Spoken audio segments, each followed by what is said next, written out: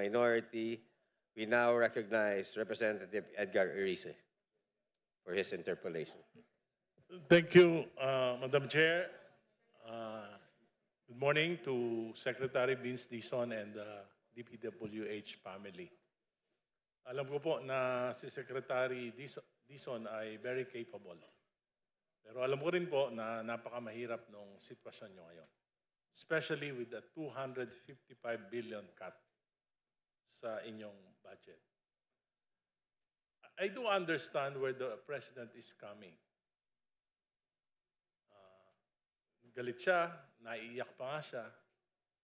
Subalit ang aking pangamba, kung mangyayari po, babawasan natin, aalisin natin yung pondo ng flood control, yung mga matitinong flood control na matagal nang hinintay ng mga kababayan natin, matitinong flood control na matagal nang pinagplanuhan ng Department of Public Works, ay unfair naman po yun. Yun po matagal na naghihintay. Pero dahil kila Congressman Saldico na inuna yung mga kalokohan, pinabayaan din naman ng Executive Department. 3 years, 2023, 2024, 2025, 1.47 trillion in diversion, in insertion, pinabayaan din ng Executive. Tapos ang maghihirap ngayon, yung mga kababayan nating babahain sa susunod na taon. At ang solusyon, itutuloy yung mga nakaraan. Yung mga nakaraan palpak, dun sa aking distrito, lahat palpak. Yung matitinong proyekto, wala. Ngayon, itutuloy yung palpak.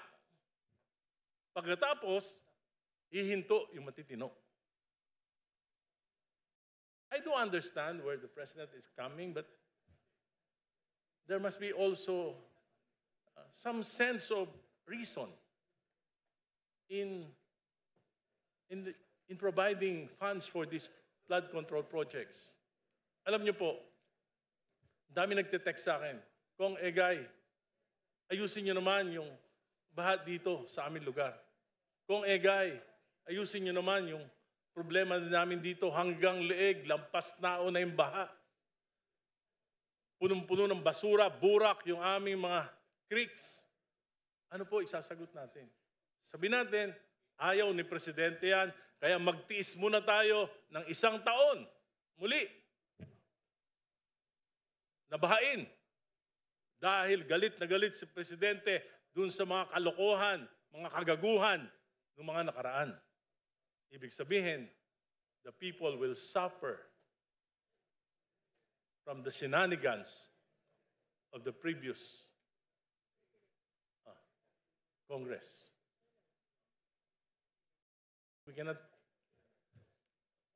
We should consider this. I know that the Secretary is not the policymaker, but maybe he can also admonish the President that there are some real projects that will benefit our people. Sir Secretary, Madam Chair, next year,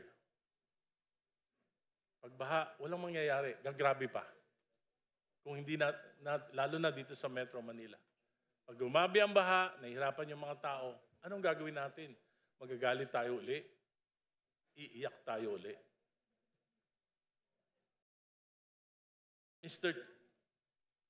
Madam Chair, Mr. Secretary, in my district, there are several Diskaya projects. I found out, nag-research po ako, sponsor nung nakaraang kinatawan ng aking distrito, 5%, 25%, 45% completed. Iniwanan na po lahat ng mga subcontractors. Nakatiwangwang, mahihirapan po yung aking mga kababayan. Ano po ang gagawin natin dito? Iniwanan na. At hindi naman natin sila maobligan, yung mga subcontractors, sapagkat wala nang lisensya na gagamitin. Pinahiram sa kanilang lisensya ng Diskaya. Marami pong problema. Kaya po kinakailangan, bago tayo magdesisyon, ay pakaisipin natin. Thank you, Madam Chair, Mr. Secretary. Madam Chair, may I? Please go ahead. Madam Chair, may I? Opo. Thank you po, Madam Chair, for the inputs of the Honorable Representative from Caloocan. Unang-una po, naiintindihan ko po yung pinanggagalingan ng ating kaibigang si Kong Egay Erice.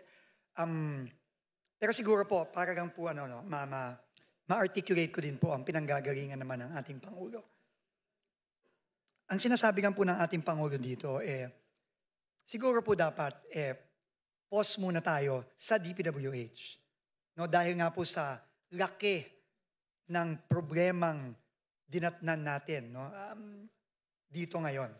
At sa napakabigat na utos po ng Pangulo na linisin ang ahensya from within.